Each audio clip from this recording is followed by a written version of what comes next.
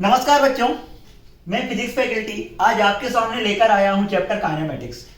Generally अगर मैं बात करूं कि फिजिक्स में जब कोई भी चैप्टर पढ़ा जाता है तो उसका मीनिंग क्या होता है। जैसे सबसे पहले अगर मैं बात कर रहा हूं काइनेमेटिक्स, तो काइनेमेटिक्स का सबसे पहले मैं आपको मीनिंग समझाता हूं होता क्या है। जनरली मैं बोलता हूं कि काइनेमेटिक्स मेरे पास पूरे मैकेनिक्स में किससे रिलेटेड है, ए रिलेटेड टू मोशन। जनरली मुझे किसको रिलेट करना है, यहाँ पे मोशन को रिलेट करना है।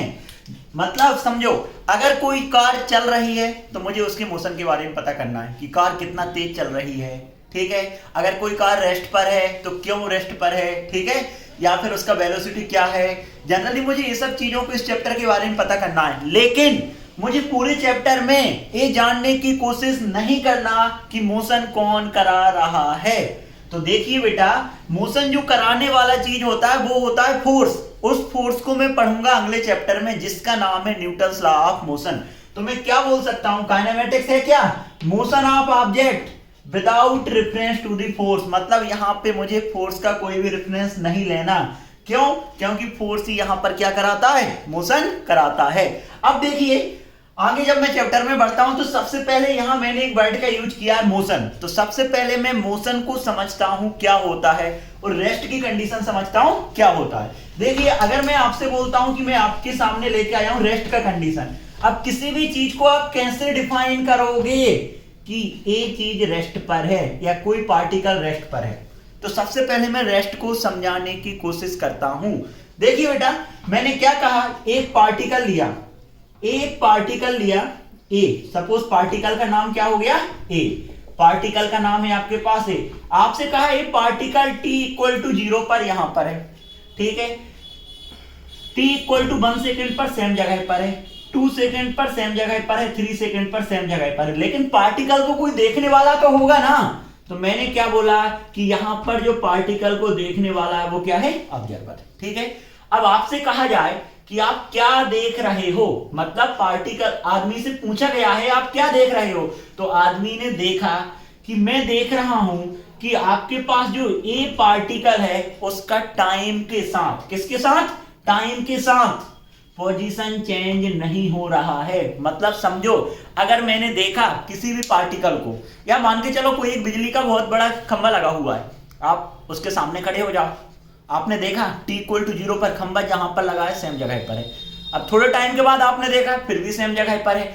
तो अब आपसे कोई आदमी पूछता है कि आप क्या देख रहे हो, तो आप क्या बोलोगे कि मैं देख रहा हूं कि आपके पास जो खंभा लगा हुआ है वो सेम जगह पर है, मतलब उसका पोजीशन चेंज नहीं हो रहा है। तो आप क्या बोलोगे, इफ पोजीशन ऑफ पार्टिकल, किसकी बात कर रहा हूं मैं, if position of particle, if position of particle does not changes with time, does not changes with time with respect to observer। किसके रिस्पेक्ट में बात कर रहा हूं मैं, ऑब्जर्वर के रिस्पेक्ट में। तो आपके पास पार्टिकल जो भी होगा वो कौन सी कंडीशन पे होगा, रेस्ट में होगा। किस में होगा, रेस्ट में। मतलब आप क्या बोलोगे, यदि पार्टिकल का पोजीशन टाइम के साथ ऑब्जर्वर के रिस्पेक्ट में चेंज नहीं होता तो मेरा पार्टिकल किस पर है, रेस्ट में है। अब देखिए बेटा, रेस्ट कंडीशन को आपको समझ में आ गया होगा, कोई दिक्कत नहीं है। मैंने कहा कि पार्टिकल ए है t इक्वल टू 0 पर यहां पर है, 1 सेकेंड पर यहां पर है, 2 पर यहां पर है, 3 पर यहां पर है। अब अगर मैं दूसरा बात करता हूं आपसे किसका, मोशन का। किसका बात कर रहा हूं मैं, मोशन का। अब ये मोशन नाम का चीज क्या होता है इसको देख लेते। तो मैंने क्या काम किया, अब पार्टिकल t इक्वल टू 0 पर यहां पर है, आपसे कहा जाए कि t इक्वल टू 1 सेकेंड पर, t इक्वल टू 1 सेकेंड पर पार्टिकल यहां कहीं आ गया, t इक्वल टू 2 सेकेंड पर यहां कहीं आ गया, t इक्वल टू 3 सेकेंड पर यहां कहीं आ गया। मतलब आपसे पूछा जाए आप क्या देख रहे हो, आपने बोला कि पार्टिकल का पोजीशन यहां पर टाइम के साथ चेंज हो रहा है, बट किसके रिस्पेक्ट में, ऑब्जर्वर के रिस्पेक्ट में, हाँ या ना। अरे भाई बोलिए, तो मैं क्या लिख सकता हूं, if position of particle changes with time with respect to observer, तो पार्टिकल कौन सी कंडीशन पे होगा, मोशन में होगा।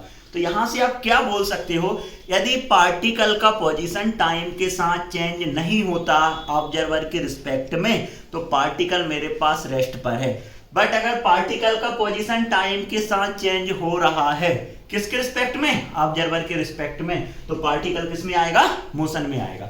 अब देखते हैं जरा आगे कि आपके पास ये मोशन नाम का चीज है, ठीक है ना, किस किस चीज पे डिपेंड करता है। सबसे पहली चीज, अगर मैं आपसे बोलता हूं कि मेरे पास जो मोशन है, मोशन हमेशा रिलेटिव कंसेप्ट होता है। मोशन हमेशा कौन सा कंसेप्ट होता है? Relative concept. अब इसको जानने की कोशिश करता हूं कि मोशन किस तरीके से मेरे पास रिलेटिव कंसेप्ट है। क्लियर है? अब रिलेटिव कंसेप्ट क्या होता है जान लेते हैं। मैंने आपसे बोला सपोज यहां पर एक रोड है। रोड तो बेटा सबने देखा है अच्छे से, कई जगह का रोड देखा होगा आपने। अब मैंने आपसे बोला कि यहां कहीं कोई ट्री लगा हुआ है, दिख रहा है सामने, कोई दिक्कत तो नहीं। आपसे कहा जाए कि यहां पर एक कार चल रहा है, दिख रहा है क्या? कार चल रहा है। आपसे बोला गया है कि कार का वेलोसिटी 10 मीटर पर सेकेंड है। सपोज मैंने मान लिया कि कार का वेलोसिटी कितना? 10 मीटर पर सेकेंड है। अब कार के अंदर एक आदमी बैठा हुआ है ए, जमीन पर एक आदमी खड़ा हुआ है क्या? बी। क्लियर है? अब मैं, एक आदमी ए है, एक आदमी बी है। अब देखो बेटा, अगर आदमी ए से पूछा कि आप क्या देख रहे हो, तो समझना आदमी ए किसके अंदर है? कार के अंदर। वो क्या देखेगा कि भाई हम कार के अंदर हैं, हाँ या ना, मतलब हम अपने आप को रेस्ट पर पाएंगे। मतलब वो बोलेगा कि अगर हम रेस्ट पर है मतलब कार किस पर है? रेस्ट पर है। लेकिन जो ट्री है, ट्री क्या कर रहा है?